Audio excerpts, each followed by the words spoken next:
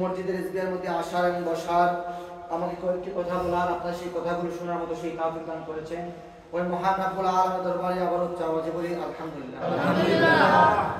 আর শুকর গুজার করছি ওই মহান রব্বুল আলামিনের দরবারে জি রব্বে করিম আপনাকে আমাকে আদর যত্ন সহকারে হাত পা ঠিক রেখে নিজের মস্তিষ্ক ঠিক রেখে সুন্দরভাবে মসজিদের ইসবিয়ার মধ্যে আসার এবং বসার সেই তৌফিক দান করেছেন সেই রব্বুল করিমের দরবারে আবার উচ্চ আওয়াজে বলি আলহামদুলিল্লাহ। মহান রব্বুল আলামিনের দরবারে যে রব্বে করিম আপনাকে আমাকে শেষ জামানার নবী সাইয়্যিদুল মুরসালিন